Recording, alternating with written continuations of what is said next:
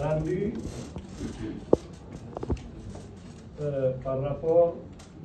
aux demandes de candidature présentées au niveau du greffe de la juridiction. La Cour, statuant en matière électorale, en vue d'arrêter et de publier la liste provisoire des candidats à l'élection présidentielle du 28 décembre 2025, vu la Constitution, notamment en ses articles 43, 44 et 45, vu la loi organique L 2025-026 CNT du 27 septembre 2025 portant code électoral, vu la loi organique L 2017 numéro 003 du 23 février 2017 portant attribution, organisation et fonctionnement de la Cour suprême, vu la charte de la transition,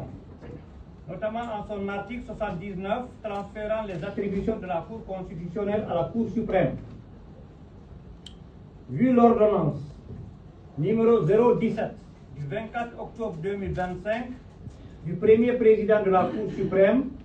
instituant un collège multidisciplinaire de médecins assermentés, vu les pièces produites et jointes aux déclarations de candidature, vu le rapport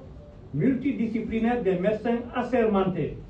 en date du 8 novembre 2025,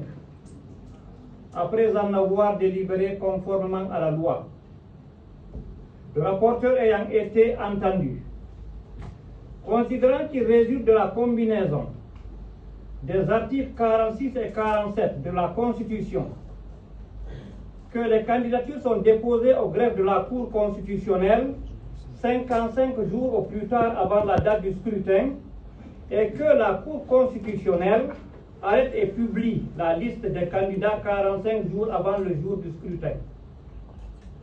Considérant qu'en vertu des dispositions des articles 127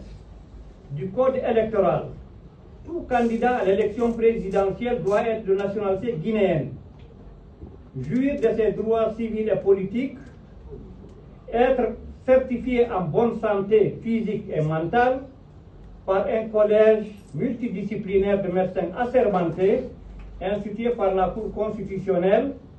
être âgé de 40 ans au moins et de 80 ans au plus,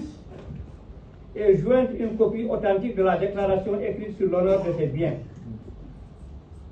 Considérant que l'article qui résulte des dispositions de l'article 129 du Code précité,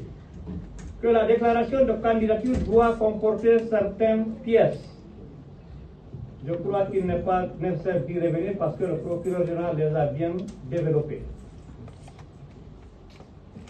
Considérant qu'il est constant que le greffe de la Cour suprême a reçu les candidatures indépendantes et des partis politiques ci-après, M. Sékou Diéné Keïta, mandataire du Parti Mouvement Populaire du Peuple de Guinée, né le 1er juillet